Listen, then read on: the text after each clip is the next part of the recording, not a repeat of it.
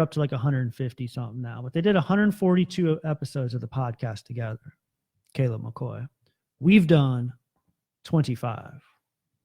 So what I want to ask you and what I want to like talk through together is exactly what you just said. What type of direct action, right? I got 4 years in long-term recovery.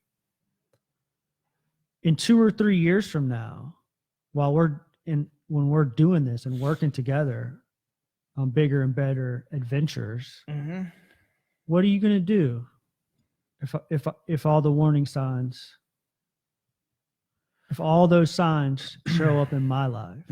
Like, how do we handle that type of situation? Like, if it's clear to you that I'm using, if you walk into this room and I just reek of alcohol, right? What do we do?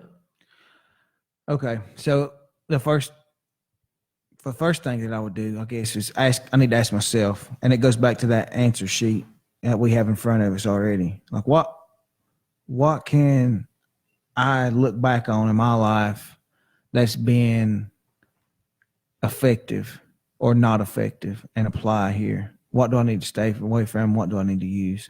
That can vary from person to person, but the one thing that doesn't vary is the love that we come from.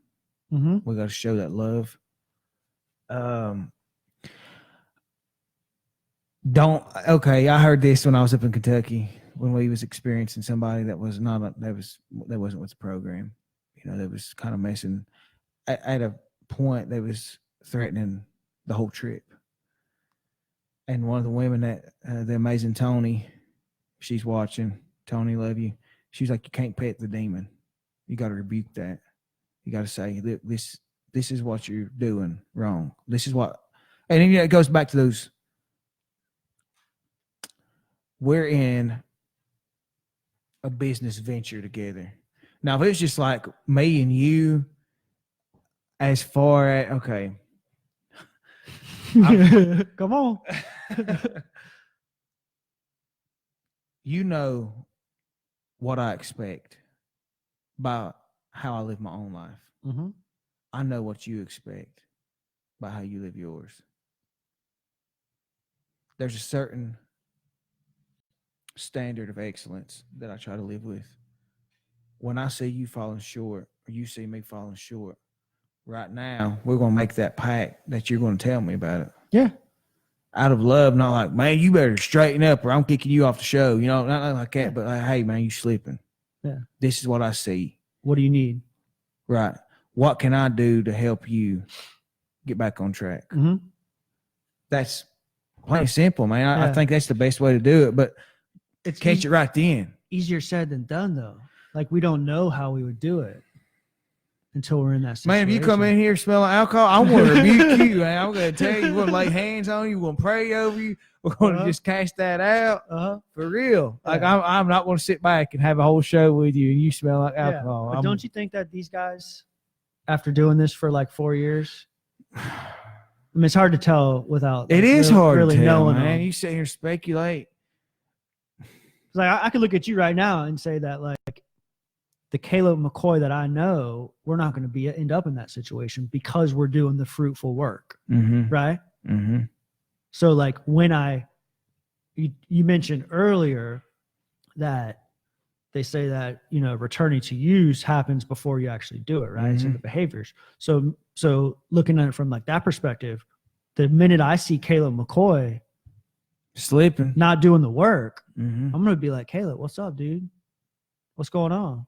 Where you at? And so, like, hopefully even catch it before that happens, like, and kind of ground each other and bring it back. But I mean, these guys are best friends, dude. They met in treatment in 2011 and started the podcast a couple years later. Like, they're, you know what I mean? Like, and then, there's certain points like, okay, one thing that we will not do, because we don't know the circumstances surrounding this whole situation, but what I do know is you will not be on the show. I will not be on the show if we're sitting here high. I don't know how that got. Yeah. I don't know how it got to that point. Yeah.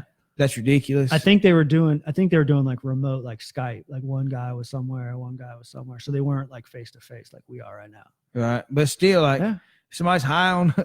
You gonna know? Come on, man. The audience like did like there was like comments and posts like saying like, hey guys, after they posted the show, I don't know if they do a Facebook like a live thing. They just upload it for people to listen to, and so I think that like after the show got posted, people were like, hey, he was clearly high. There was a lot of people like speculating. There was a lot of speculation around his sobriety after that was the next to last podcast. Then he passed the week after. Man, I hate to hear that. Yeah, it's sad. Yeah, it's sad. So I don't know, man. That was just something that's a good. That's a good. It's something that's on my mind. Like, what would we do? Because like we say that we would do something, but we don't truly know until we're in that situation, man. And it's like, but it's something that I need after learning of the Dopey podcast story. It made me reflect and question how we collectively would handle that. And even to take it a step further, like, I mean, we have guests on the show all the time. What if somebody shows up under the influence? And that's something we got to talk about too, is like we pretty much every one of our guests have really stepped up to the plate and brought it. Oh yeah. And I just want them to know, anybody that's listening, if you might be on a future podcast with us, we expect you to bring it. Mm-hmm. We expect you to have that standard of excellence in anything that you do. Yeah. Because we want to make sure that we're attached to those people.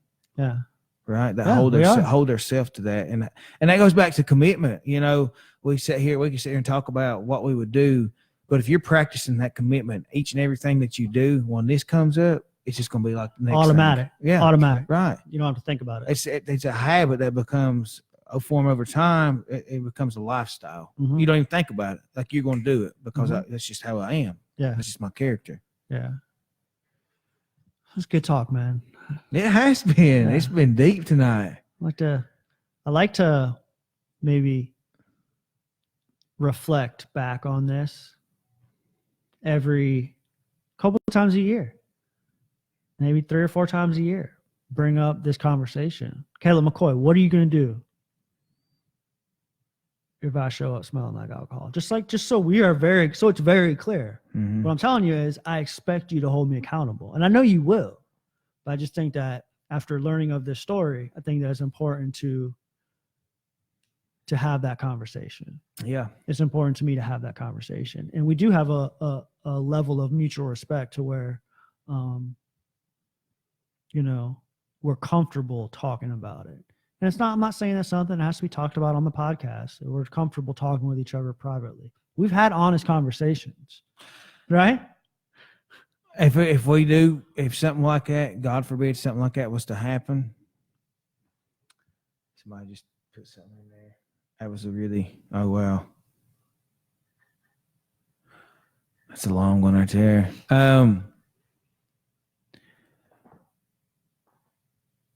If we're not in a position to receive it, I want us to go back and reference this conversation. Run the tapes? Run the tape. Roll back the tape, because you said if you was slipping and I come back and I told you and I called you out on it, held you accountable to the things that you said you would do, not like right? Mm-hmm. And you're sitting here, you're not receiving what I'm talking. We're going to go back to this podcast. That was part of what I thought about. I was actually planning on having this conversation last Wednesday at SEC, but we just never got around to it. But that was part in my prep and in my thinking. That was part of of my thought process was to mark these tapes, right? And set this conversation aside, save it on a hard drive somewhere. Oh, YouTube it. Yeah, there you go. This will be our YouTube segment. To say, if that does happen, I could say, well, this is what we agreed upon. This is what we talked about. This is what we asked of each other, right? Is to, because I'm not, we're always vulnerable. I'm confident in my recovery right now at this moment. I can't promise you where I'll be in 5 years, 10 years. Who knows, What I know where I want to be. I know what where I'm working towards being, but I don't know where I will be. control the controllables. Control the controllables, man. How do I do that? Getting in my recovery, doing my meditation, doing my exercise, eating healthy, Mm-hmm. all those things. How's that going?